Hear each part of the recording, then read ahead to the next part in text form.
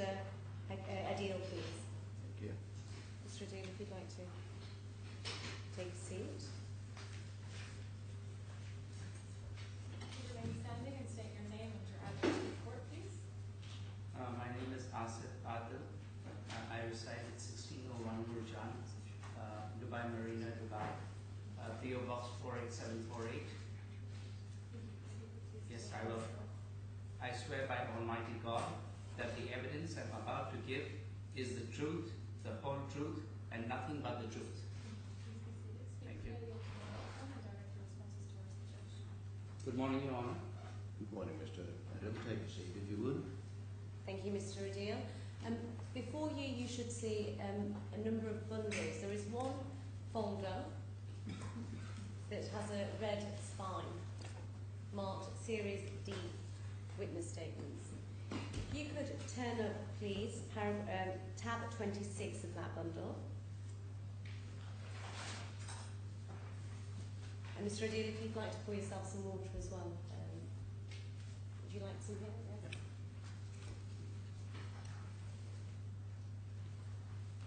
Yes. Mr. Adil, this is the witness. With your permission, Your Honor, can I take off my jacket to be comfortable? Well, I think it's normal for us to all be fairly formally dressed. Okay, if you don't fine. mind. Thank you. It's air conditioned. Okay. Mr. Adil, this is a witness statement you prepared for these proceedings. You've already confirmed your name and your address. Can you turn to the last page, or not the last page rather, can you turn to page 584?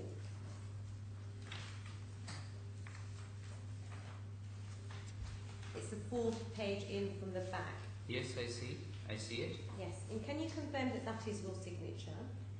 It is absolutely my signature. And therefore, do you confirm that the facts stated in this witness statement are true to the best of your knowledge and belief? They're absolutely true to the best of my knowledge and belief. Thank you, Mr. Adil. I'm going to leave you there, and Mr. Dyer is now going to ask you some questions. Do you want to have the witness statement concerned with the without prejudice material before me also? My Lord, this is the first witness statement. I'm grateful for that indication. Thank you. Can I also ask you to turn to tab 27, please?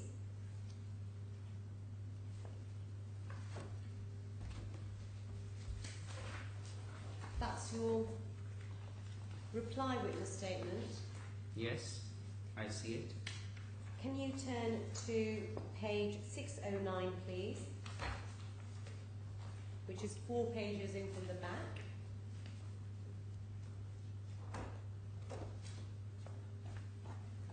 Yes, Is that your signature? it is absolutely my signature. And therefore, do you also confirm that the contents of this statement are true to the best of your knowledge and belief? Yes, they are true to the best of my knowledge and belief. Thank you. Thank you. That's the reply statement, but the one which I should have mentioned, I was talking about the one in reply to the application, which I think is tab 28. No, I would have thought that the course that I'm taking would involve that being before me also. Of course. Mr. Adil, tab 28.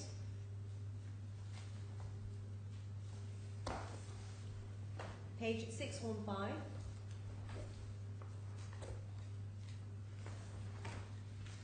Do you confirm that that's your signature? Yes, I absolutely confirm that this is my signature. And do you confirm that the contents of this statement are true to the best of your knowledge and belief? Yes, the contents of this statement are true to my knowledge and belief. And Your Honour, thank you very much. I will leave it there. At this point, it should be noted that the defendant objects to a number of paragraphs from the first witness statement, that is the tab 26 witness statement, being paragraphs 192 to 193, 204 to 216, 219, 241, 267, little h in brackets, 280 to 304, and 306. And those paragraphs will be received subject to the objection which is, in short, on the basis that they are concerned with without prejudice communications. It should also be noted that the documents in the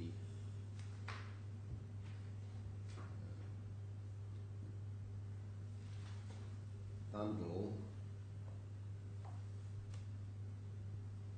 referred to in that witness statement being, and here I'm not too sure where they exactly are in the bundle. My Lord, they are in the bundle, but they're also exhibits to Mr.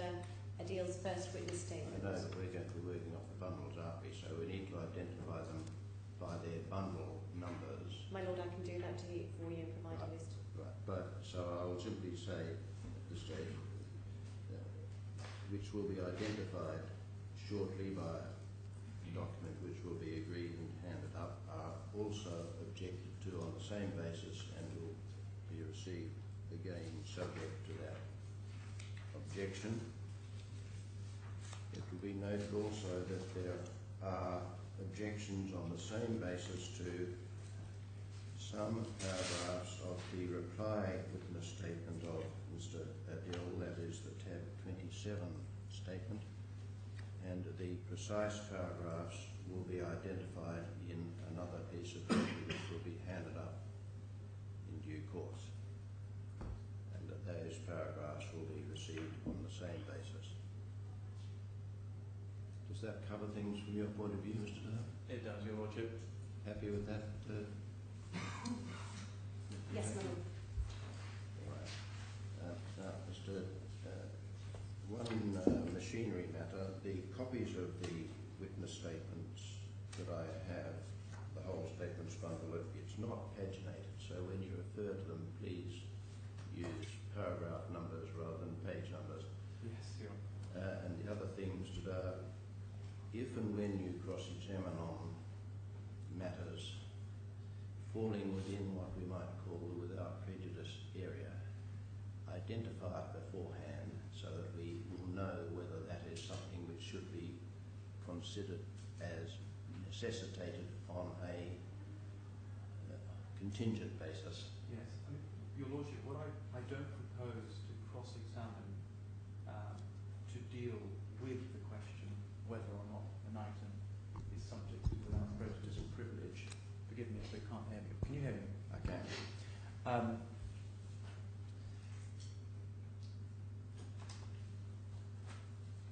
In fact, on reflection, I'm going to have to, in light of Your Lordship's direction. Well, it's a matter for you, but it's just we need to all be careful. We know just what is going to be contingently inadmissible. Yes. Material which is only necessitated because of the without prejudice material would fall within that category. Yes, Your Lordship. If and when I do, I will clearly ring-fence the That is so. And unless you say so, it's in for all purposes. Okay. Now, Mr. Ardell, you started your job with FTP on, I think it's right, so the 20th of August 2011, or thereabouts. Mr. Dar, I signed the employment agreement on the 20th of August. I started the job on September 1st. I'm grateful. And on your version of events, your employment came to an end around the 1st of April 2014. Is that correct? My resignation, from what I saw from the Board of Directors resolution that was passed, was that it was passed on March 9th. So I would assume that March 9th, 2014 would be the date. I was informed by my assistant, my former assistant, Miss May, on March 4th that she was no longer reporting to me, as stated in my witness statement. I just want to try and understand, when do you say was your last day of employment? My last day of employment would be 90 days after the notice period from my resignation letter dated November 29th, 2013. in which I clearly stated that I was resigning and that please instruct me how you want me to serve out my notice period. So that would take us to the end of February or the beginning of March. That's correct. 2014. That is correct. So can we agree that your final day of employment on your version of events was the 1st of March of 2013? 14 rather? It would be exactly 90 days from November 29th. I think given that there are differences in the number of calendar days in a month, it could be February 27th, 28th or March 1st. So that would have to be computed, sir. In your own mind, your employment had come to an end after 90 days. That is correct. From the date when you handed your notice in, which is the 28th of November of 2013. Correct. And prior to that date, you regarded yourself as remaining employed. Yes, I was employed all throughout till November 28th, 2013 and 90 days thereafter. And can I now ask you to turn, please, to bundle 2. So you have two folders in front of you marked Volume 1 and Volume 2. If you could, Volume 1, yes, I have. so if you could pick up or open the cover of Volume 2. Yes. And turn to tab 65. I'm sorry, number again, please. Bundle 2, tab 65. Thank you.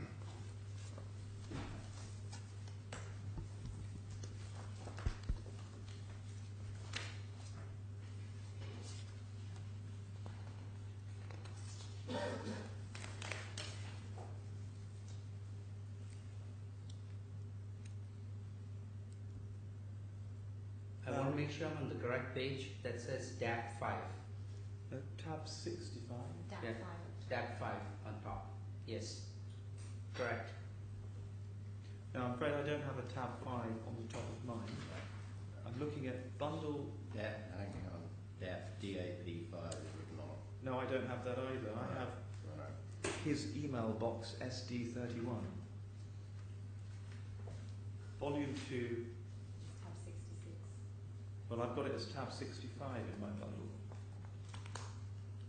Page number? It's 465. Bottom right hand corner, quite faint. That's tab 66 in this bundle, so something's wrong. Your Lordship, you'll have to bear with me because I can only work from the bundle that I have. I know. The document that I want you to look at is at page 465, which we're told now is tab 66. Is that right? Yes, tab 66.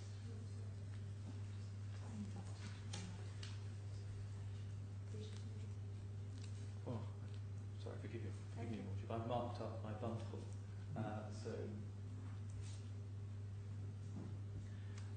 This is an email, Mr. Ardil. Have you had an opportunity to look at it? Yes, I have. This is an email sent by you to a third party 2 days after the date the defendant says he dismissed you orally. Yes? Do you understand that? You agree that? The date of this email is 2 days after the defendant says that your services were orally Yes, terminated. it is dated July 3rd and the meeting happened on June 30th. So it would be technically more days, it would be 3 days. Yes, thank you for that.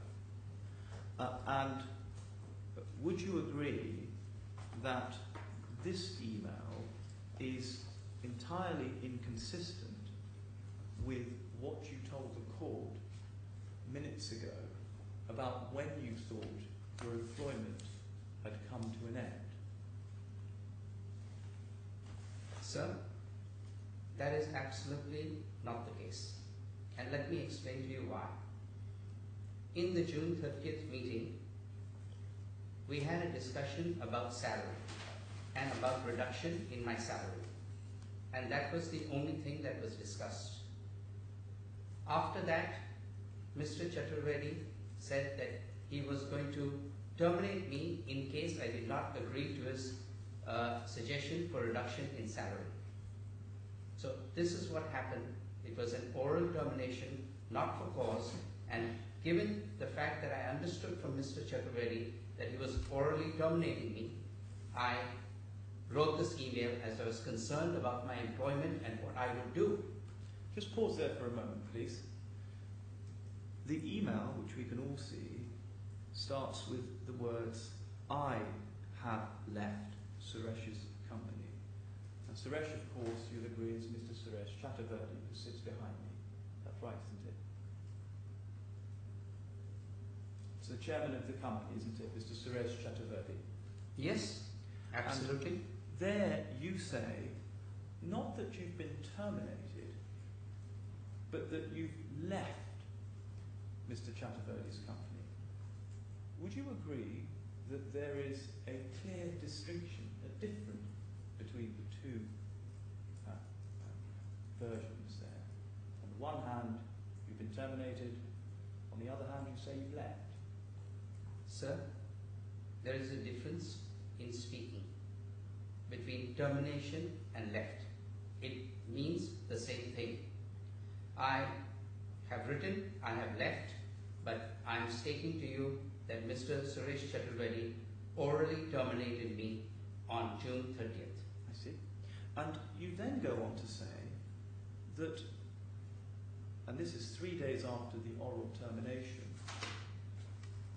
that you're working independently. Now, from that you meant that you were no longer working with Suresh. That's correct, isn't it? Let me explain to you the Well, can we have a straight answer to the question? I will give you a very straight answer. The answer is, I was concerned about my employment, and therefore I was going to find what else I could do. And this is what the purpose of this email was. It was to explore opportunities. So, is it right to say then that you misled the recipient of this email in telling them, one, that you had left the company, and two, that you were working independently? So you're only looking at one piece, which is an email that you have got. You are not privy to any telephone conversation that may be had between me and Mr. Tom Moran. Because Mr. Tom Moran also called me and asked me, where I clarified to him that I was orally terminated by Mr. Chaturvedi. And when we look further down in that email, you say that you spoke to our local partner about a company, Power Africa, for Tanzania, and that they were interested. They are talking to Tanesco, the utility. You see that line there? I see it. So it's Yeah. right to say, isn't it, that within 2 days or 3 days of you leaving the company, or there being an oral termination, you're already soliciting for business, aren't you? Independently of the defendant. Sir, I told you that I was concerned about my future employment and income. And if I was concerned about my future employment and income, I had to investigate what opportunities there were available. You see, it's right, isn't it, that you regarded your job as having come to an end on the 30th of June, didn't you? No, I did not regard my job as having come to an end.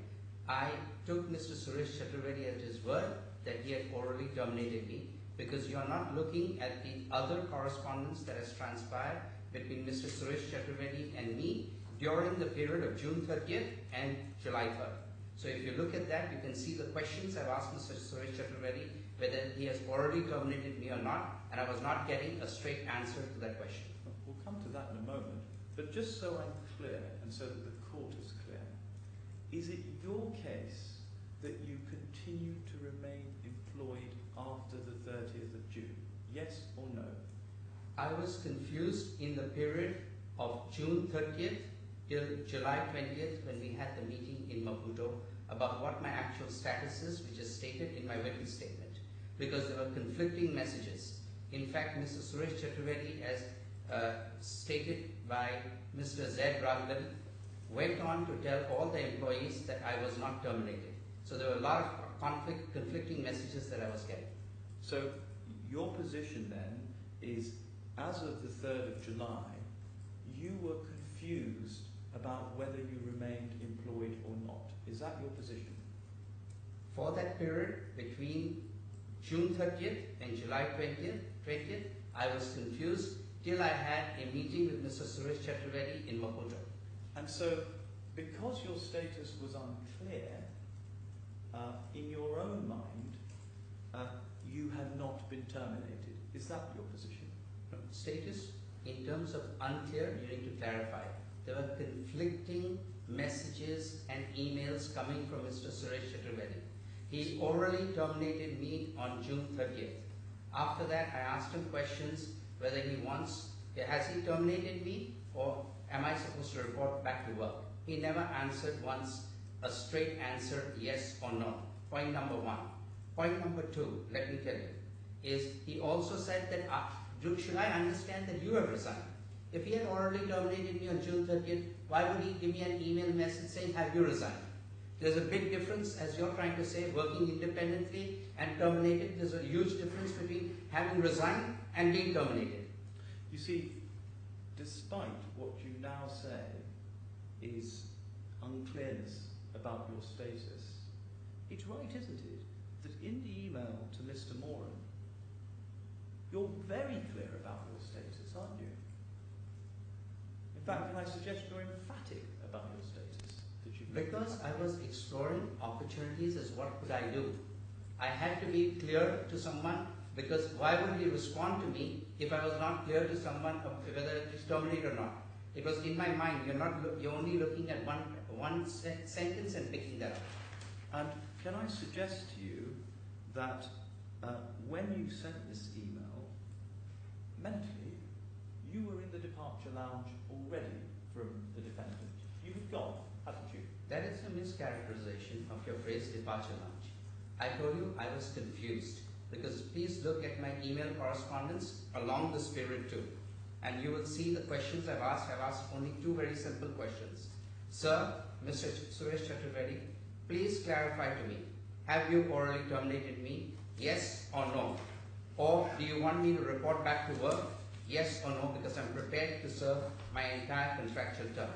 And that is the same questions I've asked over 20 times in various emails, which are with you. Can I now take you, please, to the witness statement, with your Lordship's permission? I refer to the witness statement of Mr. Chaturvedi at this stage because it conveniently sets out the correspondence between the parties, the email correspondence relating to the termination. I appreciate he hasn't yet given evidence that the document is already before the court. So, are you proposing to go to the correspondence? Yes, although I may have some difficulty, having received the bundle at 5:30 last night, the trial bundle, which I now realise has been wrongly tabbed and paginated. But the trial, if you're going to take Mr. Adil to the correspondence, then it would be much better to take him to the correspondence in the bundle. Indeed. Even though there may be the odd difficulty. Yes. So let's try and do it. I'll do my best.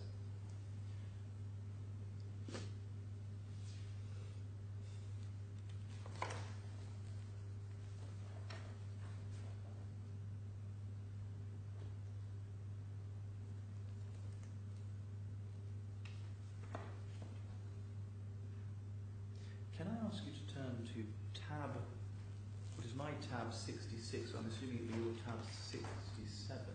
Same Yes. bundle. And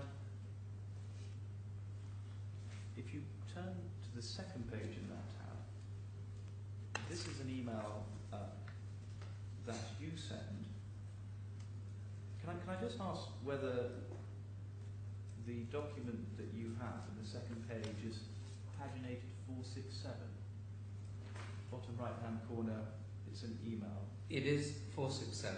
That is correct.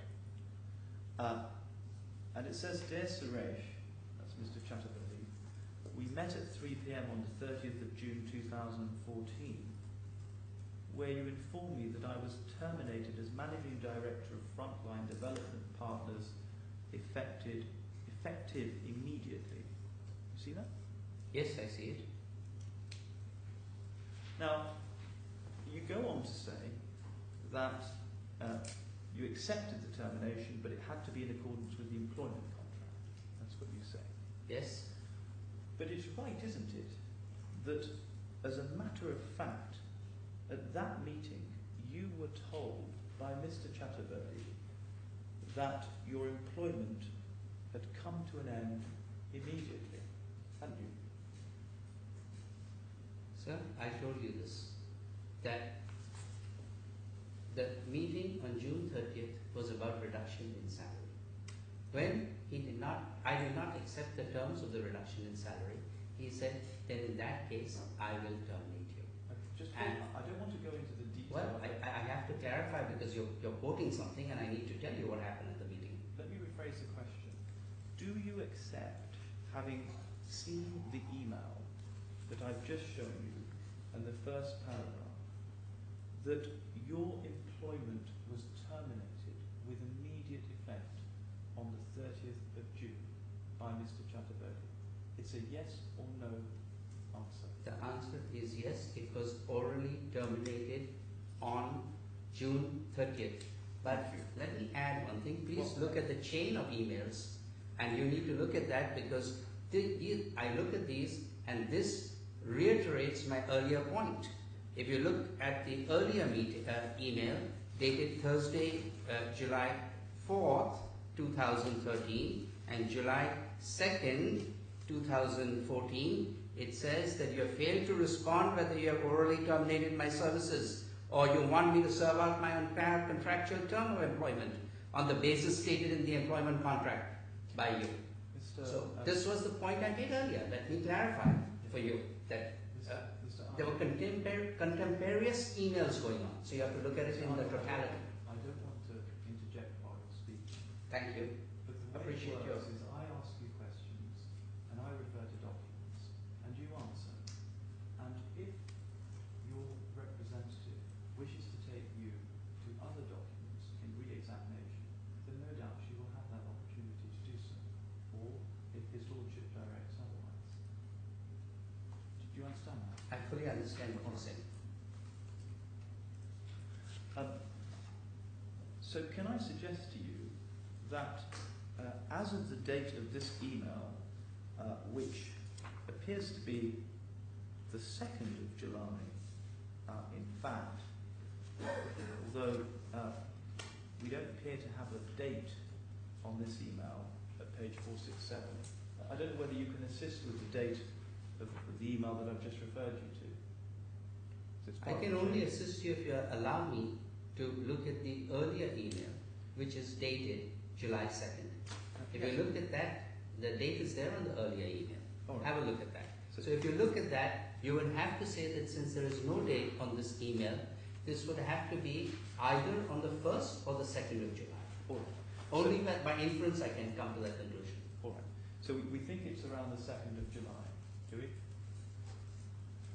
1st or 2nd? I can't tell you for sure. So at least on the 1st, certainly at least by the 2nd of July. No, this would have to be either on the 2nd. It should be on the 2nd because I refer to the July 1st of here. Okay. By the 2nd of July, you were clear, can I suggest, in your own mind as to what had been said to you about your future employment at FDPL by Mr. Chatterberry. I was clear when I walked away from that meeting and even by the 1st and 2nd of July that I was orally terminated. But as I've stated in my witness statement, it was not for cause. Yes, I'm not dealing with cause at this stage. I'm reading oral termination and telling oral termination you've got to add and understand. Thank you. So you agree that you were orally terminated on the 30th of June? Yes, I completely agree with that. And where we have a dispute is about whether you were terminated for cause or not. Is that right? That is right. Okay. But you accept then that your contract of employment, whether lawfully or unlawfully, was brought to an end on the 30th of June. That is correct. On an oral basis. Yes.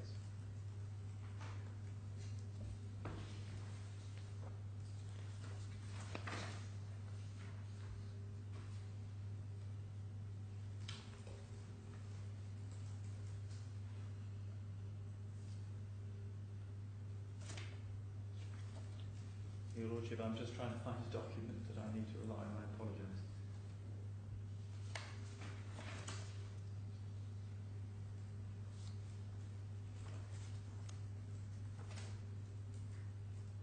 Right.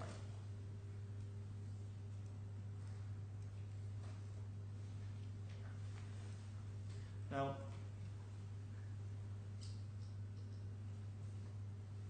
under your contract of employment, if we could just turn to that for a moment. I have that tab.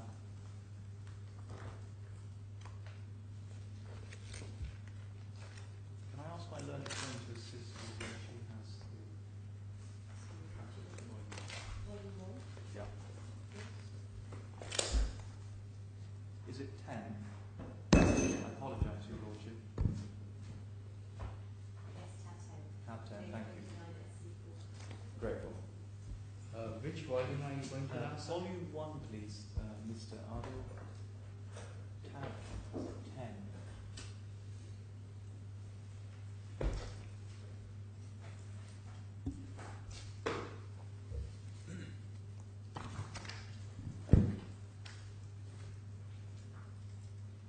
Yes, it states SC4 employment contract dated August 20th, 2011. Is that the document you're referring to? I am.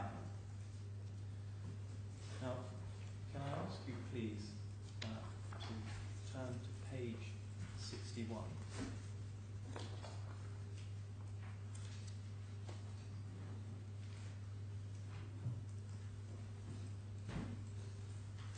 Are you there? Yes. This begins with subparagraph 5, gratuity. Yes. Now, we can see at paragraph 6, or clause 6 of the contract, that there's reference to an annual incentive plan. Yeah? Yes, I see it. And it's right, isn't it? I think you say in your witness statement, perhaps there's no dispute here, that this section was a cut and paste from your contract of employment with Diageo, your former employers. That is correct. And I should take from that that it was you who suggested putting that in to your contract of employment with the defendant. Can you please repeat your question? I missed your last Certainly. sentence. You put this into the contract of employment with the defendant, didn't you? No, I did not. I only gave my contract, and Mr. Suresh Chaturvedi then gave that to his lawyer, and they cut and pasted. I have no input on that. All right. And we can see in the last part or paragraph of clause 6 that any payments made under this plan are at the complete discretion of the Chief Executive of Frontline Development Partners Limited Business Solutions. You see that, can't we? Yes, I read that, absolutely. And just help us with this. What is Frontline Development Partners Limited Business Solutions? Does that entity actually exist? There is no entity as Frontline Development Partners Limited Business Solution. The only entity that is there is Frontline Development Partners Limited. Thank you. And if you want to ask why Business Solutions has come in, please ask Mr. Chaturvedi, not me. I don't want to ask that. I'm just. Please don't add things like that. Okay. What Mr. Dale said to you is right, and it may seem strange, but the way this game works is that he asks the questions, you answer the questions. Fine. Okay, sir. All right? Yes, Your Honor. Okay. And if you just look at the paragraph above that, you can see that it says that mechanics can be found in the EIP plan summary available from your local HR team. Now it's right to say that there was never a plan summary, was there? No, there never was. And I think in your own witness statement, you say that you were never set any targets for performance, were you? That is correct. There were no performance targets ever set in my employment contract or otherwise. And you accept that the provision of an incentive is at the complete discretion, as it says here, of the chief executive. Yes, I read that clearly. And am I right in thinking that you were the chief executive officer of Frontline Development Partners Limited? No, Mr. Chaturvedi regarded himself as the chief executive officer, not me. I was the managing director. Thank you for that clarification. So there's no guarantee under the terms of this employment contract for an incentive payment to you, is there? Except if targets were set and I met those targets. This is what it says. Well, I don't want to delve into any legal argument with you, but will you accept that the last paragraph provides a discretion, not a guarantee? Your Honour, if it assists the court, there is no claim under Clause 6 of this employment contract. I thought there was for an incentive payment. Sir, why don't you look at... Please, not you, Mr. Sorry. I had thought there was too, but if we now know that there was not, you could move on to something else. It is under Clause 7, equity grant.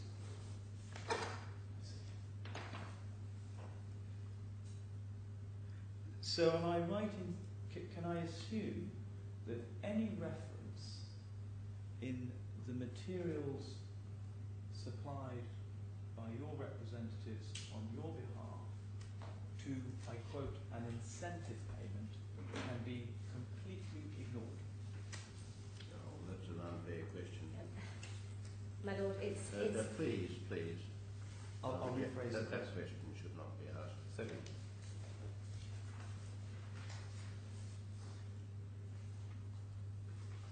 am I right in understanding that you're not asking for an incentive payment? I'm asking for payment under Clause 7, equity grant, which was also used as an incentive payment in the terminology. There is no claim under Clause 6.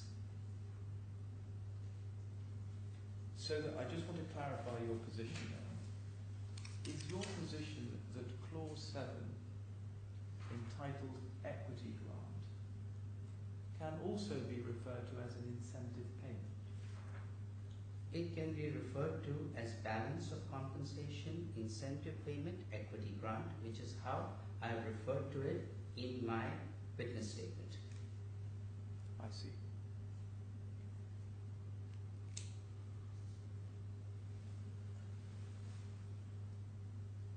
You have signed this contract of employment back in September 2011, as you said earlier. On August 20th, 2011. In August 20th. And at the time you signed this agreement, no doubt you would have given anxious consideration to the terms of this contract, would you not? In my witness statement, I refer to it, and I made it very explicit as to what my concerns were, and my concerns were not about the compensation, which was $50,000 a month or an annual amount of $600,000. The balance, $500,000, is the amount which is referred to be paid to me under equity grant, and which is what I'm claiming under. I've also stated in my witness statement, sir, that my previous compensation was $1.1 million, and $600,000 of that was to be paid under my compensation. And because Mr. Chaturvedi wanted to partner with me on certain projects, The balance $500,000 was payable under equity grant, also referred to as balance payment incentive equity grant. Mr. Chaturvedi, I'm asking you very simple questions. If That's you're when we started. I'm asking you very simple Yes. questions. If you're going to go into a dialogue about matters that are not related to my question, we're going to be here forever. And my simple question was, you gave these terms a degree of anxious scrutiny when you signed them, yes or no? Not anxious, business-like scrutiny. And if you could just for a moment turn to page 72 of the same document.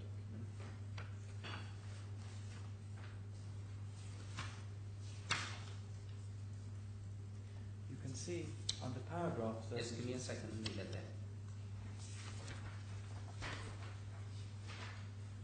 Yes, 72, yes.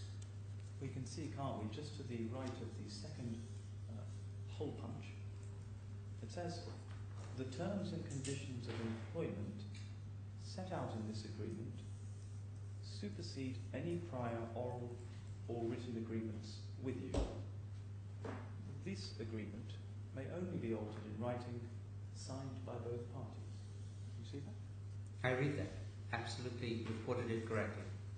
And it's right, isn't it, therefore, that at the point that you signed this agreement, you both understood that any previous... That's going to be objectionable. So be it. May I ask if did you understand the meaning of that clause? Yes, I understood the meaning of this clause and I explained it to you that my compensation consisted of various parts. It consisted of $500,000 under stock grant and $600,000 under my compensation. That wasn't my question. You've answered my question. Thank you.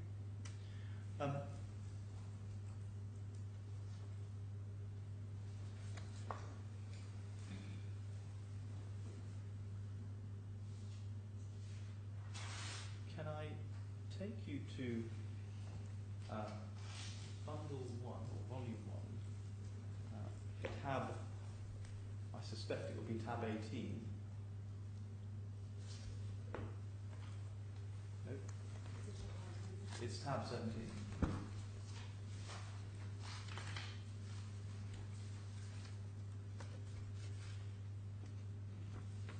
Now before I go into the detail of this document, perhaps it might be easier for you to confirm the following.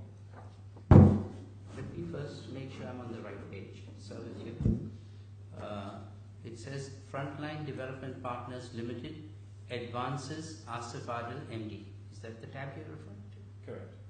Okay. Now, it's right that between, let's see if you can agree with this, just it shortcuts a lot. Between the 25th of December 2012 and the 30th of April 2013, you received a total payment of $777,778 from FDPL. That right? Yes, absolutely right. And you say that that payment was by way, as you describe it, as a balanced compensation stroke equity grant stroke incentive. Is that right? Yes, right. Okay. It's right, isn't it, that at this stage, or by the 30th of April 2013, FDPL had generated zero revenue. You accept that? I have not had privy to the financial statements, but my understanding is there was about $100,000 of revenue. Okay. So just to clarify, and point, it was not zero, it was $100,000, which was booked by Mr. Suresh. You were the chief executive, you knew what was going on. Managing director. Managing director, I Managing was director. not the chief executive. And it's right, isn't it, that the company, by the 30th of April, if I can use the expression, was in the red. It was making a loss, wasn't it? Don't think that's in dispute. You want a short answer or an explanation? A short answer, please, unless Answer His is, Lordship it was in the red. And would it be fair to say that it was in the red to the tune of around $3 million US? That is correct.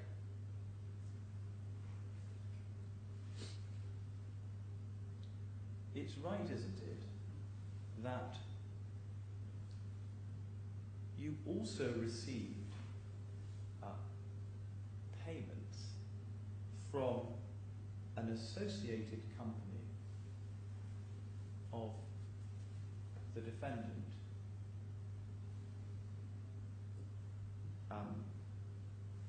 Project Development Engineering Limited,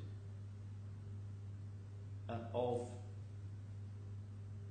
$200,000 US, and that was in June 2012. That is correct.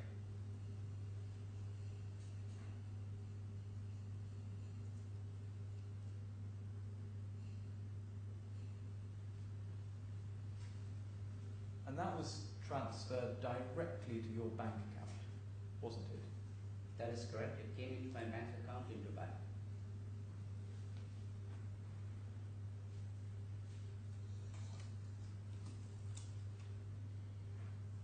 You are a shareholder in an entity in Mozambique called Frontera. Is that right? Frontier LDA. And that company was incorporated by yourself in around the middle of 2012. Is that right? That is partly correct. It was incorporated by local partners and myself. Thank you. And it's right, isn't it, that the company, and I'll use the shorthand, PDEL, also contributed the sum of $336,000 US for the payment of machinery or planted machinery for Frontera. Is that right? I'll give you a shorthand answer. That is absolutely wrong. Okay. Well, we'll have to go to the. What do you want to explain? Like me to explain it. A consulting contract was entered into between PDEL and myself. This was at the behest of PDEL. This consulting contract, basically, which has been entered into PDEL and myself, was to ensure that I provided services to Frontera and also that I entered into a 10-year non-compete. It was explained to me that Mr. Chaturvedi did not want me to do any other projects in alcohol independently even after I left. Therefore, it was in lieu of services and non-compete that this consultancy contract was entered into. Okay. In addition to that, let me fully explain. His Lordship to the consultancy agreement. No, I think we need to have the full explanation. So far, I don't think the explanation has said anything about this payment of money, and I thought that was what you were going to explain. Okay. So do that. I will come to that. Well, come quickly, please. Yes. PDEL paid on my behalf money to suppliers at my direction in lieu of my consultancy payment. Right. So this was money that was due to me by PDEL, and it was paid directly to suppliers on my instructions as to who to pay it to. So I take it from that answer, PDEL paid you under the terms of its consultancy agreement by directing the funds that were due to you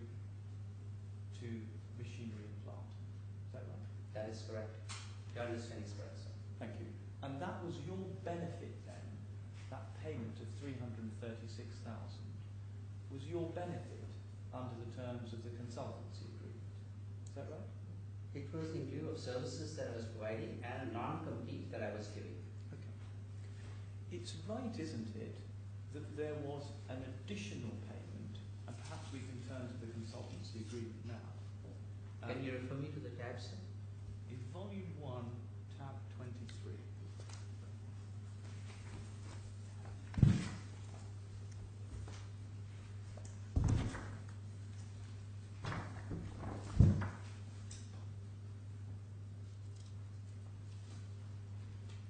So, is this the consultancy agreement that you're referring to? Yes, this is the consultancy agreement that I'm referring to, sir. And it's signed, if we look at the last page at page 109,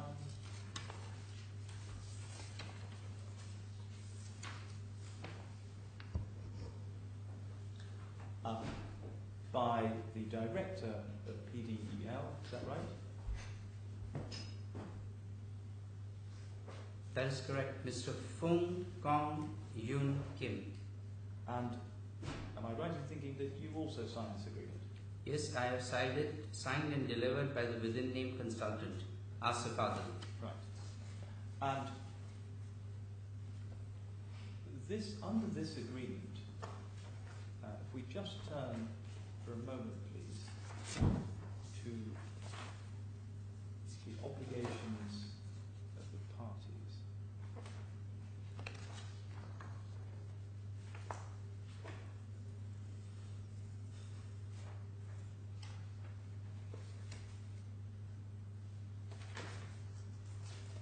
Sorry, I think there's another agreement over the page which captures what I'm looking for.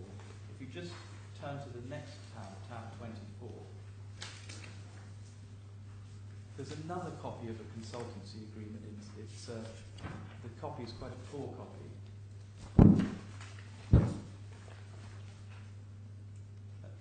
This agreement, unless I'm mistaken, is also signed by you, isn't it, at page 179?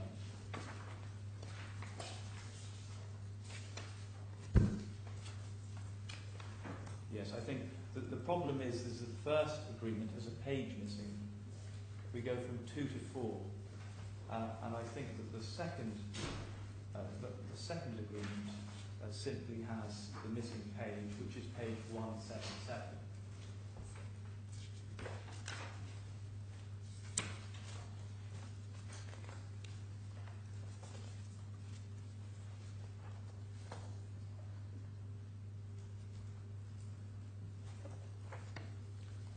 To clarify, there's only one agreement that has been signed. Yes, I agree. There's not two agreements as far as I know. There's just the one agreement, but regrettably tab 23, the agreement of tab 23, is missing page 3 of 6. You agree with that? I'm checking.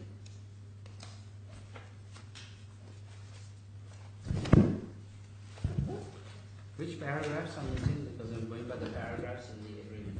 Yes, let me help you. The paragraphs that are missing from the agreement at tab 23 are paragraphs 4G to K, 5, 6, and the start of paragraph 7.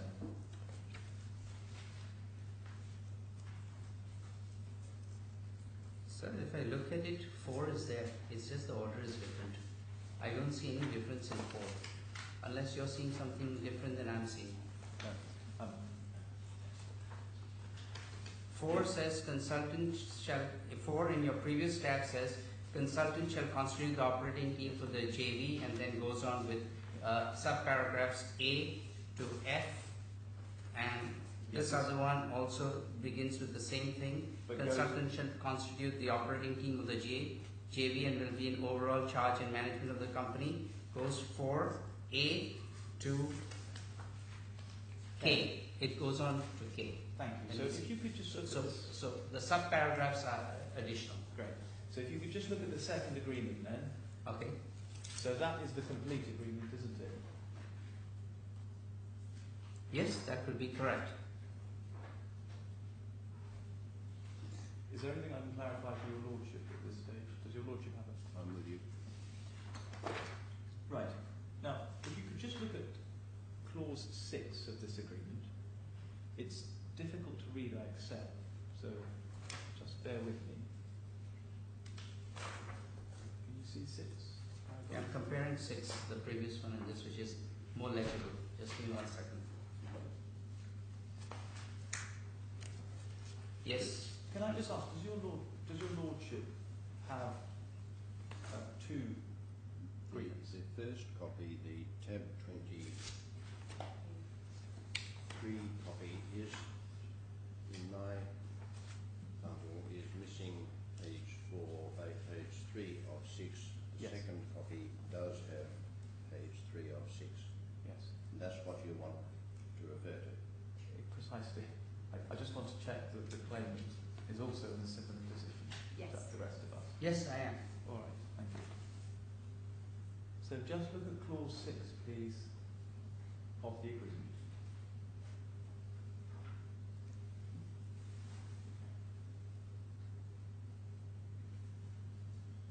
And you can see there that it says you're going to get paid $300,000 US. That is correct. And it says, doesn't it, in the next paragraph, I appreciate it's difficult to read, that you've already been paid $84,000 US. Can you see that? Yes, I see that $84,000 and is arranging for an additional payment of USD, I think $16,000. Yes. So that's the next $100,000. That's correct. And then it says the balance payment of USD 100,000 shall be paid as and when agreed between the parties. Right? Yes, that clause says that. That is correct. Now it's right, isn't it, that you received a bank transfer from Barclays Bank in Mauritius in June 2012 for the sum of $200,000 US to your personal account directly. Do you agree with that?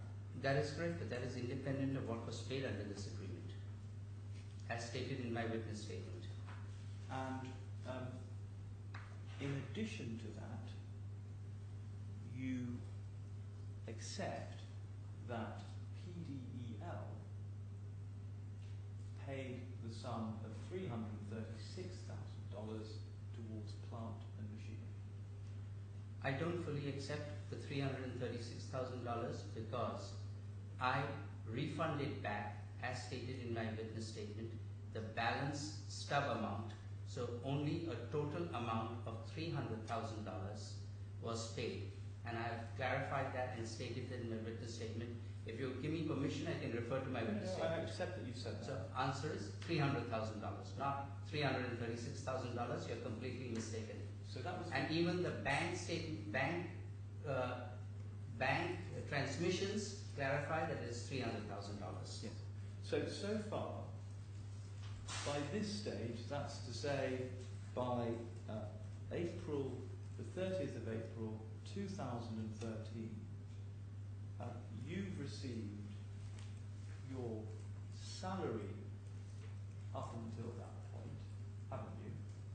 Yes, I received my full salary, Which is around $50,000 US per month. $50,000 a month. That's correct. And all the benefits associated with your expenses and your use of a golf club, etc. No, you're wrong. I never received any payment for my membership fees for golf club. Right. That is But completely you wrong. got your salary, is that you got your salary, didn't you? I got my salary, but you said golf club, and I need to correct you on that. And your salary, therefore, for an entire year would be around $600,000 US. My previous salary was 1.1 million, and the salary was to be paid in 2 parts: $600,000 and $500,000.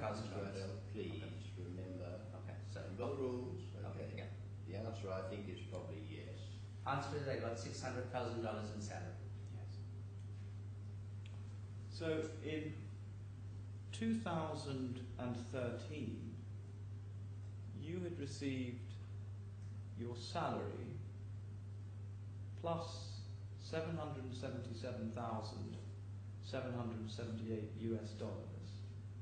plus the equivalent payment of $500,000 by way of plant and machinery and a direct payment to you from PDEL, haven't you? So you're mischaracterizing the payments when you speak about them. I'm just Your Honour, can I clarify? Because he's not... Just a minute. I think the first thing that Mr. Zhao wants to ask is, did you receive those amounts? Forget Yes. the character. Answer is Did you yes, receive- I received each of those amounts. Okay, now we'll see what Mr. Zhao does next. Okay? Now, can I suggest to you that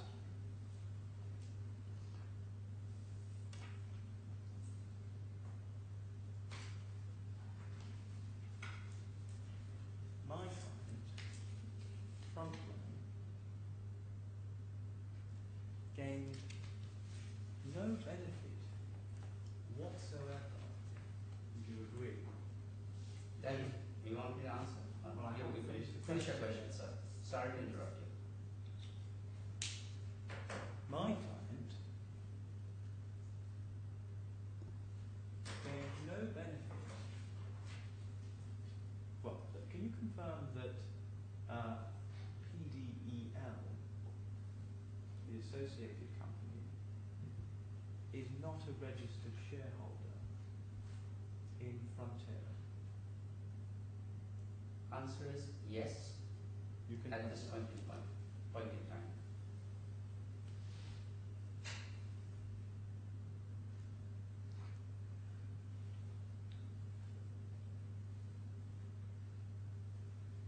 And it's right also, isn't it, that the payments that were made by my client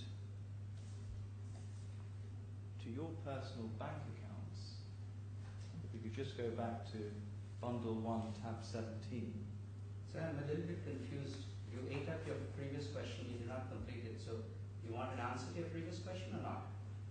You just That question was not progressed, so... progress. Okay. So I just need to know that that question is off the table.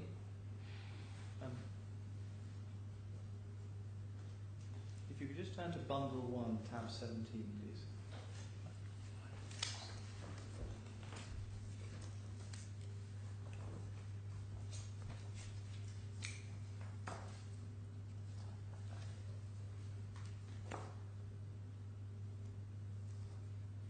Yes, you directed me to this previously. This is Advances Asipatal, MD.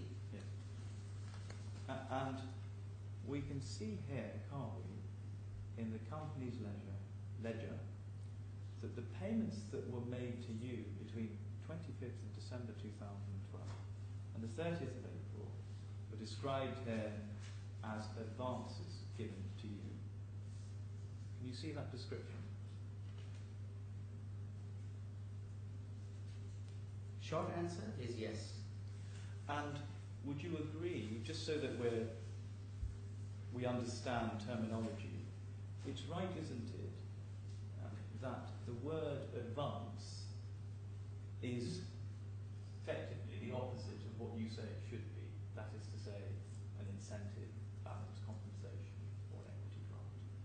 That is absolutely correct. This is not an advance. This was my incentive, balance compensation, stock grant, and the books were recharacterized, and it will come later. It is stated in my witness statement.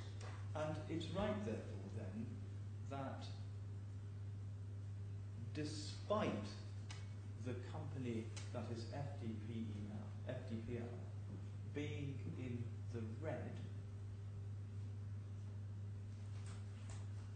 you, on your version of events, were still entitled to, and in fact received, a substantial incentive payment more than your annual salary. So, the incentive payment was my balance compensation. My balance compensation, my previous compensation was 1.1 million, and I've stated that in my witness statement it was divided in two parts, which was $600,000 for my compensation and $500,000 payable quarterly, which Mr. Suresh defaulted on in the first year, as stated in my witness statement. So this is the amount of money that was due to me, 1.1 million under my compensation. $300,000 was paid under the consultancy contract, and only $200,000 has been paid against by PDL to me. However, they have not paid their full amount of money which is due, which is $900,000. Because you asked me the question, why the shares are not issued, they've not paid $750,000, which all the other partners have paid. So, you accept, don't you, that your contract of employment makes reference to the grant of equity? It makes reference to the grant of equity. And yes, sorry. please go on with your follow-on question. I will not interrupt you. And you understand, as a businessman, the difference between, on the one hand, getting a cash bonus payment by way of an incentive, and getting shares in a company. You understand that distinction, don't you? There is no distinction between the two of them. That is only the way of characterizing it. If you allow me to explain, I'll explain to you. Because I'm a finance person, so I can explain that to you what it is. Just bear with me a moment. Do you accept that paying somebody in cash is not the same as giving somebody shares in a company? Surely you must accept that. No, I don't accept it. Oh, you said it's the same. It is the same thing. It is depending on how you go about it. And would you agree that clause 7 of your contract doesn't entitle you to a cash payment? If anything, it entitles you to shares in a company. Would you agree that that is No, I don't agree. what is set out in clause 7 of your contract of employment? No, I don't agree, and I can explain it to you if you give me permission, or if Your Honour gives me permission. I'll leave it to Mr. Zahar or Ms. Ahmed. Thank you, sir. And can I take you, please, now to a document in Bundle 1 at tab 45, I hope.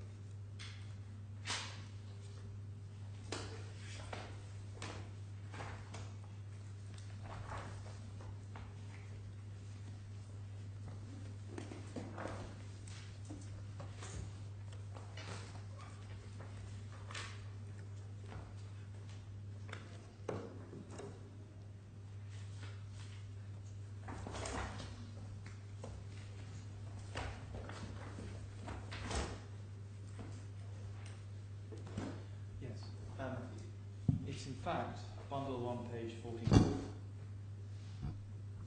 Page again? Bundle 1, tab 44, page 371.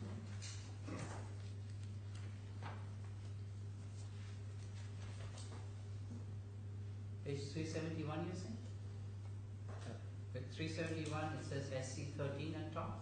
Is that the one you're referring to?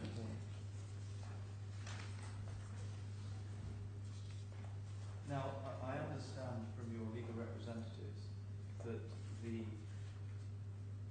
annotation SC is claimant standard production. Yes, that's correct. Thank you. So this document was supplied by you, is that correct?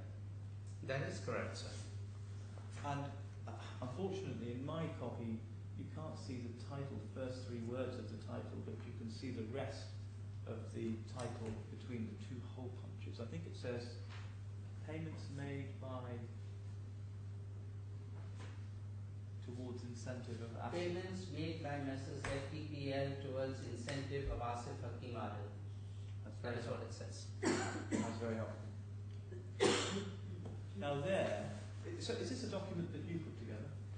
Yes, I put this together and it was put in the exhibit pack of my reply. I see. And that is where you've got it from. And when did you create this document? I created this document sometime around, we put the reply in September, so it has to be around September 2014. I see. And it's right, isn't it, unless I missed part of the heading, that there's no reference there to equity grant or to a balance payment, is there? Sir, I told you, during all the communication, it has been variously characterized as incentive, balance payment, equity grant. To make sure that you fully understand, it comes under clause 7. This is part of clause 7.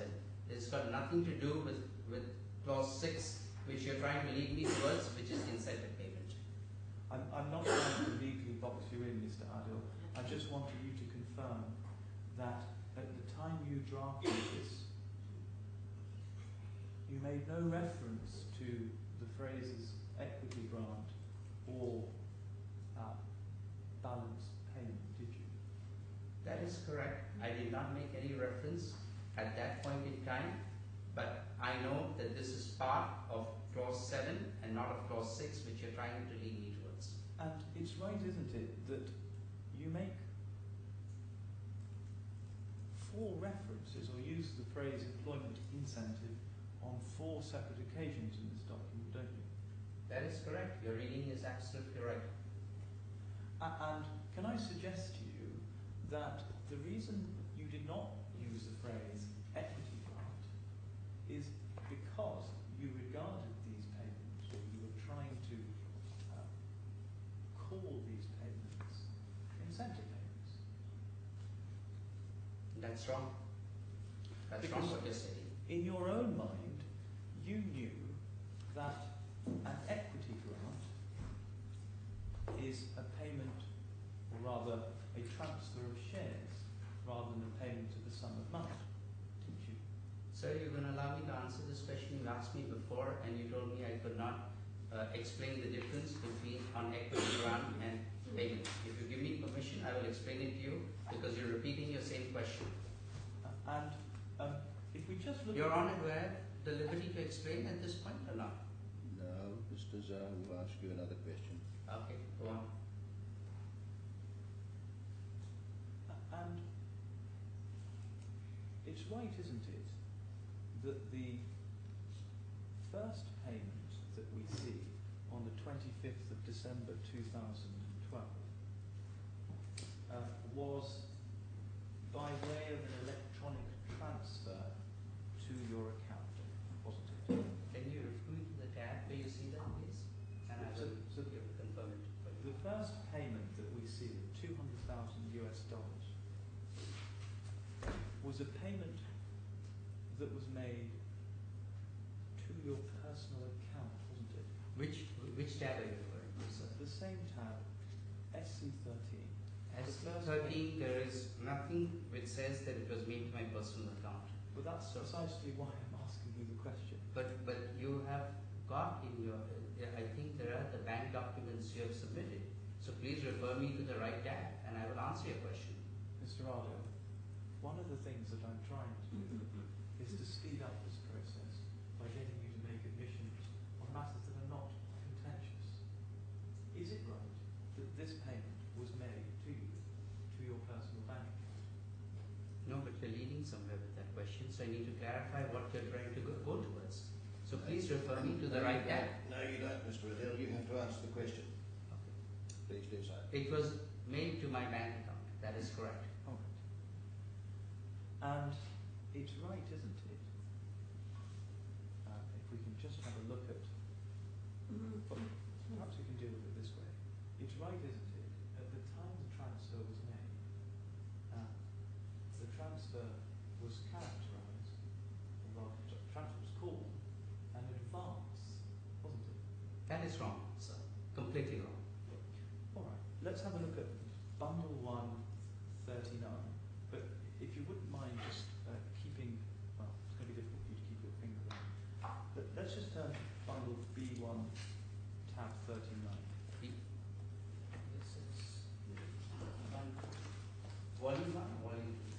sorry, it's volume 1. So you can put your finger also at tab 44.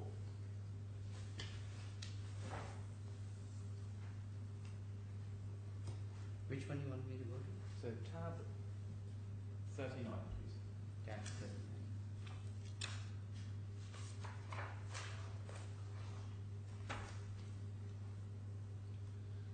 Now we can see in this document that the transferor is Frontline Development Partners Limited. That's the name of the account from where the money is coming.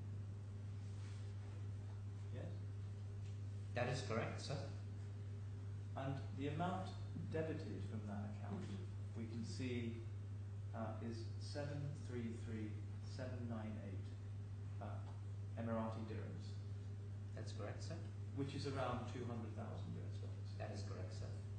And it's debited on 25th of December. You see that? Sir, what day is 25th December? It's a date. Is it Christmas Day?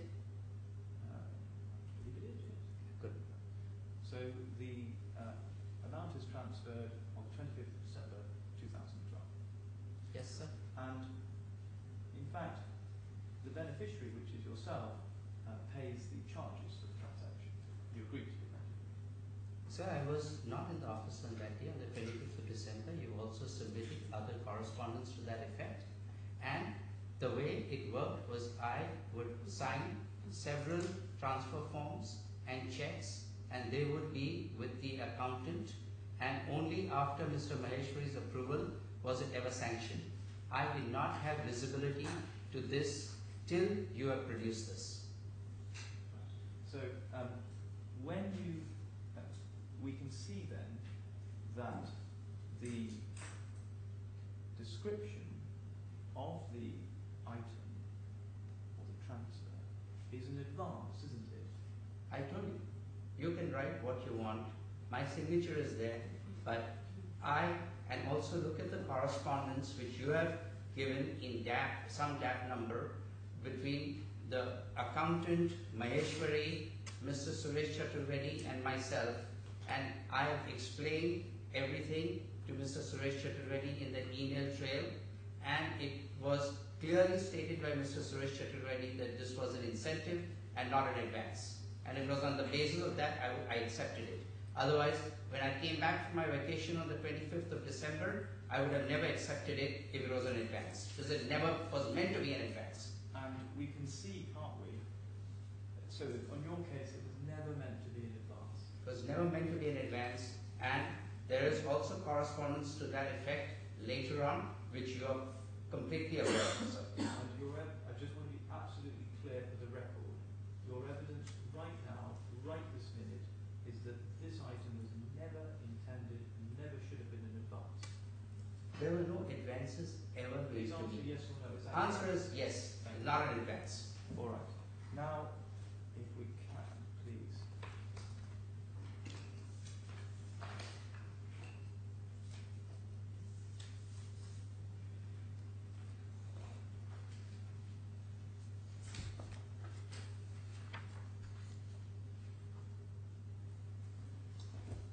So again, once again, I have the wrong reference in my bundle. You'll just have to give me a moment. Forgive me.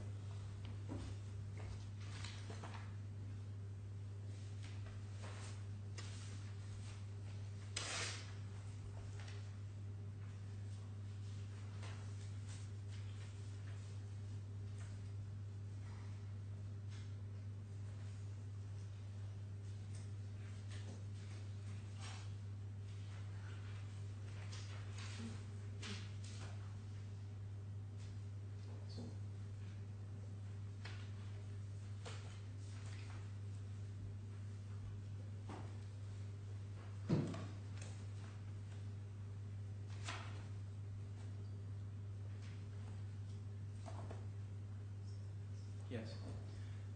The reference is bundle 2, tab 102.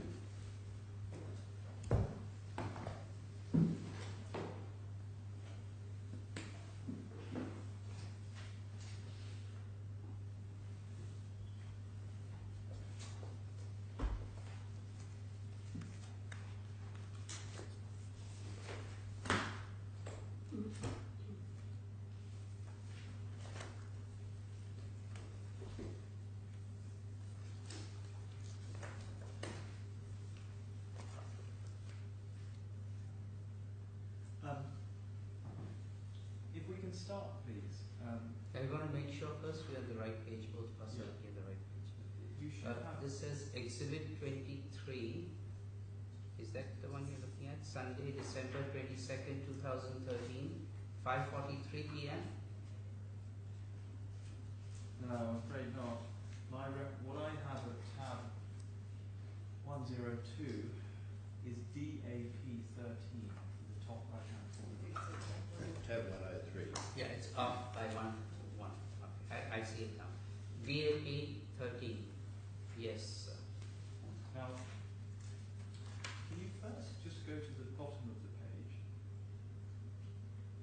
So again, these emails are on Christmas Day, aren't they? Yes, when I was on vacation that day. Yes. sir. And we can see the email at the bottom is from the chairman, that means Mr. Suresh Chaturvedi.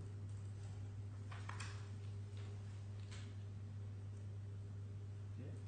Yes, sir. And we turn over the page, Yes, sir. we can see in capitals what he's saying. That's correct, sir. And before that, there is, just further down, another email from him to somebody called Raghu Ram. Somebody called Raghuram was the accountant who was Right. working for Mr. Maheshwari. Thank you. And then below that, an email from Mr. Raghu Ram to the chairman. That's Mr. Chaturvedi, isn't it? Yes. Okay, so let's start at the bottom now. At 6:43, in fact, it's perhaps best to take these in time order. It isn't clear to me whether there is a time difference in terms of time zones between the emails, but If you look at it, the first email is dated Monday, December 24th. It's not even on the 25th. Yeah. Okay. Talking about the- And it is from Raghuram to chairman, Yeah. subject as Asif Adil's USD $200,000. Just pause there for a moment, please. You can see that you're asking, aren't you, for the transfer of money to your personal account in the sum of $200,000, correct? That is correct. That is what it states, sir. It then says that Mr. Maheshwari, who is sat in court behind me, has his reservations. You see that? I see that, but you can see I'm not marked on the email, so I was blinded to this email. I'm only reading it with you after you disclosed it. And it's right, isn't it, that Mr. Maheshwari works for Overseas Investment Alliance. That is partly true, because he, by his own admission in his witness statement, he is the one who was supervising and managing all the functions in finance in FTPL. I'm just trying to identify who he is to assist the judge. But I'm telling you what you have said in your own written statement. It's very kind. Mr. Maheshwari, who is exercising some kind of supervisory function, clearly expresses his concern about making a payment to your private account, doesn't he? He does it to Raghuram, not to me. I'm blinded to this email, as you can see that. That's not disputed. You can see that the response to that email on Christmas Day from Mr. Chaturvedi is to tell you to speak to him. Again, I'm blinded to this email. This email is only from chairman to Raghuram, not copied to me. I'm completely blinded, and I'm on vacation that day. I understand that. And we then have an email from the chairman to yourself at 4:03 p.m. Correct. Christmas Day. And it says, Dear Asif, funds are ready. You are instructing fund to be transferred in your personal name. I will do that, but this money will be ad hoc in your name because NZ project you have to give me detail. Now, the acronym NZ is a reference to Mozambique, isn't it? That is correct, sir. And the Mozambique project is referring to the company Frontiera LDA. That is correct, sir. And at this stage, Frontiera LDA shareholdings in that company had not yet been registered, had they? No, the shareholdings were registered. I see. The shareholdings were at that point in time 51% in my name, 49% in the local partner's name, and the understanding was that shares would only be transferred if all payments had been made, and that was the understanding. So on your evidence then, PDEL, the associated company, was not a shareholder at this stage, was it? That is correct. And so far was not a shareholder at this stage, And and even today is not a shareholder. Frontline Development Partner Limited, your employer, was providing project expenses for Frontier, it would appear, would it not? No, you're absolutely wrong. Can I finish the question, please? Okay, go ahead. It would appear, would it not, from the email from the chairman? You're absolutely wrong. Categorically and absolutely wrong. And what the chairman was saying here is that you will be given an advance into your personal account, but then you would have to provide detail of, please don't look at your counsel, I can see I'm not you looking at shaking your counsel. head. I'm not looking at counsel. I'm looking at you. I'm directly looking at you, sir. And we can see from this email that Mr. Chaturvedi is saying this money is to be spent on Frontiera by FDPL. Wrong. Absolutely and categorically wrong. And he's And I can asking, explain to you if you will give me permission, but I will not explain unless you give me permission. would you agree that he is asking you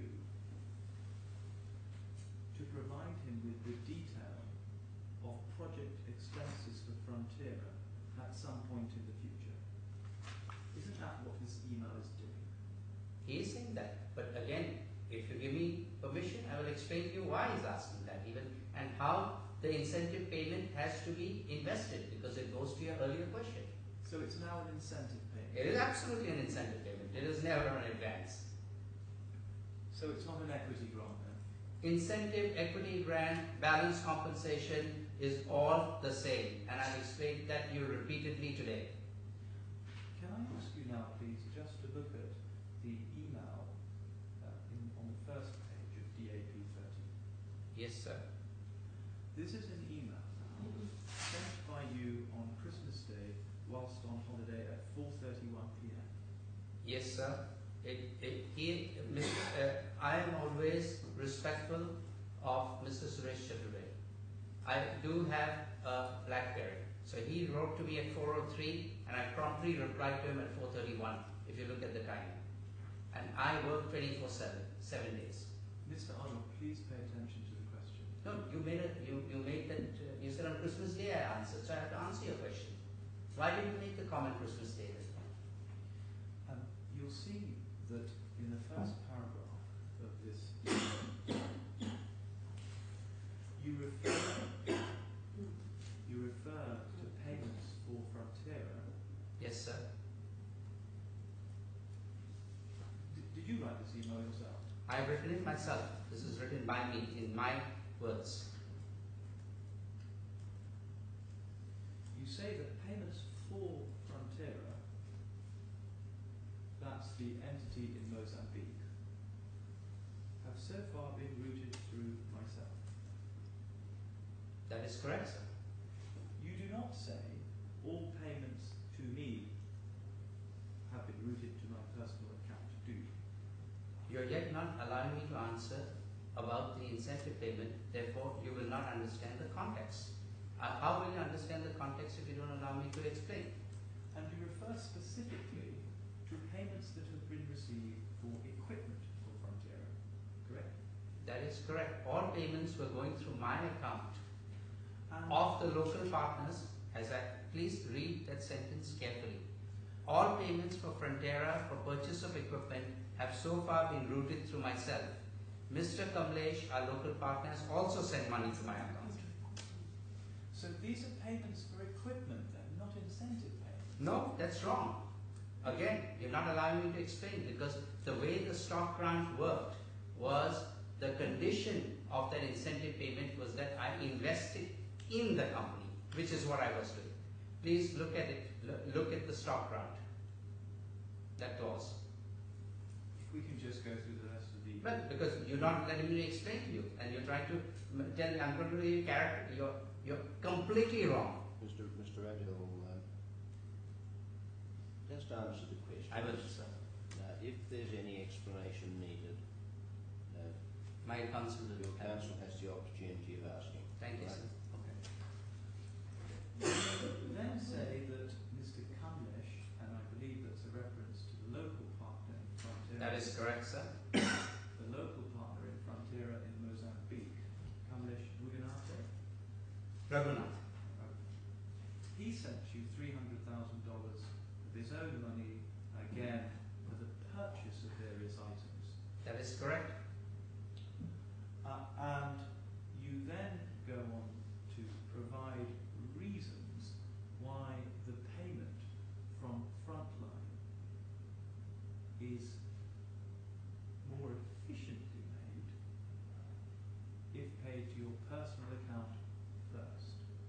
Sorry, sir, it was not paid by Frontline.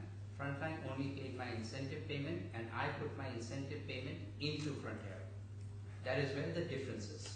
And I'm explaining to you this repeatedly. Just so we're clear, you're asking Frontline to make a cash transfer to your personal account, aren't you? Cash transfer as part of my incentive balance compensation stock grant. Okay.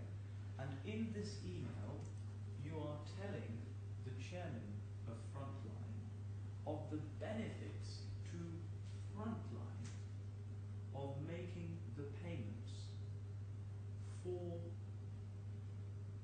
equipment to you first. Sorry. Before they're paid out. That's what you're doing. That is completely wrong again. You are mischaracterizing and misrepresenting what is being said, because Mr. Suresh Chaturvedi, like me, wore two hats. He was chairman of FTPL, and he was also, through PDEL, wanting to be a partner of mine in Frontiera. I also wore two hats. I was the managing director of FTPL, and I also was a partner in Frontiera. So FTPL has got nothing to do with Frontiera. He was only paying my incentive payment. You see, in paragraph 1 of this email, you mention that you save a significant amount of money on the exchange rate differential if the money goes to your account first. Is that right? That is correct, sir. Because the money goes into your account first, and then it's paid out to third parties, isn't it? That is correct, sir. So if it was an incentive payment for you, there's no reason why it had to then go out to third parties, is there? No, that is wrong. Again, you're mischaracterizing and misstating. You then, in subparagraph 2, talk about the equity contributions which have been avoided.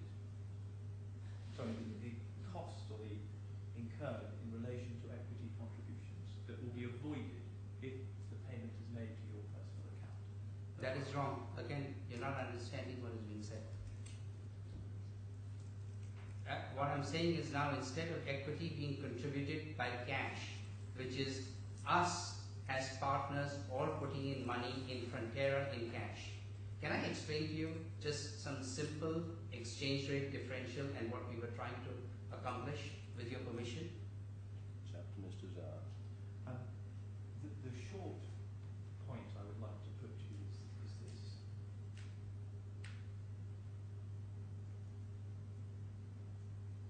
You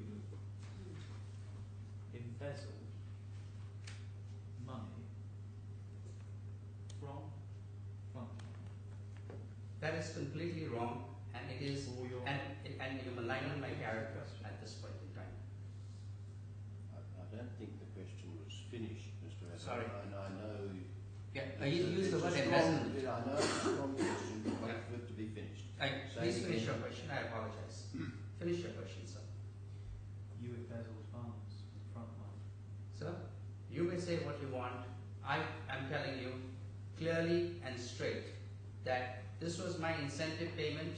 I, in fact, through using my knowledge of finance, ended up saving 10% for our local partners and myself in terms of exchange rate differentials by using this methodology.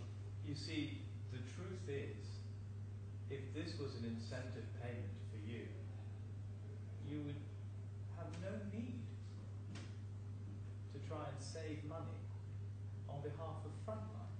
Frontline was never involved. You just keep going back to Frontline, which is wrong. I told you, Suresh Chaturvedi wore 2 hats, I wore 2 hats. And he was a partner of mine in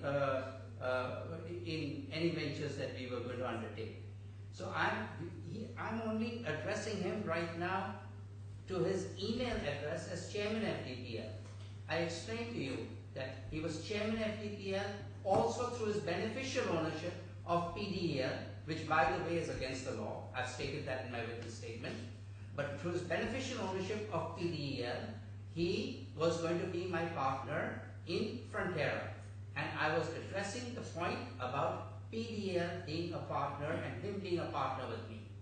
Okay, let's be clear. You're not allowing me to explain. If you don't allow me to explain, you can't understand what is being said. And Your Honour, can I just say at this point, clarity is important, and sorry for interjecting, but there is no allegation of embezzlement. And how is this allegation now being put? The question is allowed, it has been answered. Please resume your seat. Carry on, Mr. Starr. Just for the record, there is an allegation. Carry on, Mr. Starr.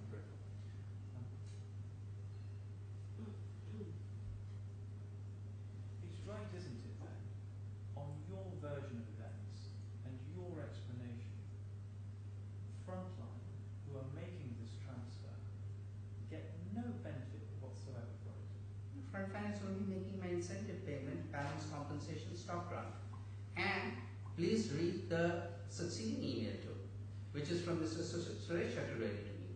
If that is correct, if your explanation is correct, Mr. Arthur, why on earth would you be trying to effect savings for Frontline? I was never affecting savings for Frontline. I was affecting savings for Frontera and for Suresh Chaturvedi and myself. I explained to you, he wore 2 hats, I wore 2 hats. Your explanation is a nonsense, isn't it, Mr. That is your characterization. To me, your explanation is nonsense, sir. Your Lordship, is this a convenient place to stop? Only because I fear that the references that I'm going to make to documents are completely out of sync. And I wouldn't mind having 5 minutes just to, well, the lunch adjournment. I'm sure we could take an early adjournment and resume early if that's suitable. It's very kind. Is it too early to just have a look at our possible timing? What's your best guess as to how long you'll be cross-examining Mr. Adele?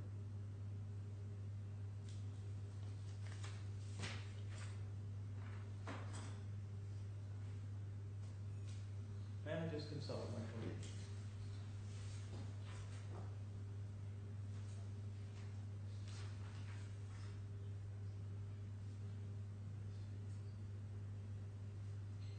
I'm in your Lordship's hands, but erring on the side of caution, I think it might be the rest of the afternoon. Right. Well, you're not in my hands unless I have occasion to sit on you. Now, then we have Mr. Oh dear, I've lost the pronunciation again. Mr. Chaturvedi. Chaturvedi. But I think the next witness is a witness of the claimant, Mr. Al-Rebsi. Yes. Who is it? Mr. Al-Regdi, Zaid Regdi. Have I seen his Yes, witness statement? it's sorry, Ragdan, Al-Debsi. Zed Rabdan. Yes, Zed Ragdan. It's in the red bundle at tab 23. Thank you, yes. Then we have Mr. D'Souza and Mr. Maheshwari. going to be witnesses who will take up any time? Mr. D'Souza, I wouldn't say the cross-examination of Mr. D'Souza shouldn't go longer than about 15 minutes, if that. Mr. Maheshwari, just to again err on the side of caution, perhaps about an hour, if that. I think I can go a lot quicker with Mr. Maheshwari, but I'll just have to have a quick look again at the questions that I want to ask him. So 1 hour to 1 hour and 15 minutes for the two witnesses. And then your best guess as to your cross-examination of Mr. Chaturvedi? Well, my Lord, as these things stand, it will obviously depend upon the sorts of responses I get from Mr. Chaturvedi. But if all things being equal, I would imagine about 6 hours, given the issues in play. All right. Well, I think we might look at it sitting perhaps extended hours tomorrow. So would you like to both think about that? Maybe if we start at 9:30 and went for quite a while late in the day, maybe a therapeutic break every so often, just to make sure we get through with perhaps a little time left, or as much time as possible left over for starting submissions. Yes. Maybe we won't be able to complete them. Yes. So I will take the adjournment now. We'll resume again at 5 to 2. There was one thing I did want to raise with you though, Mr. Zahar, and it might be better to avoid possible embarrassment if Mr. Adil went outside. Would you mind leaving the box and just going outside for a moment, Mr. Adil?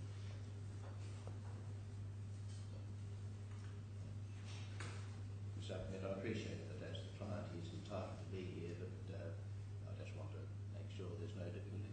I appreciate that. If you look at the statement of Mr. Adil, his first witness statement, he refers at paragraphs 93 Yes. and then 101 to some discussions which are relevant to this question of balance compensation, incentive payment, equity grant. And now, I don't recall that the witness statement of Mr. Chaturvedi said really anything about those conversations. And it does occur to me that it might be desirable for me to know where you really stand on whether those conversations took place and in what terms. So Yes, I that's simply fine. leave that with you, just so that you can, if you see fit, include that in your cross-examination if your instructions so permit. Yes. This is likely to have been a matter that we have dealt with in reply. No. But it was never asserted in the pleadings. This is evidence. Yes. Right. So that, if I may say so, is a nonsense statement. And with that, on that happy note, we'll adjourn till 5 to 2.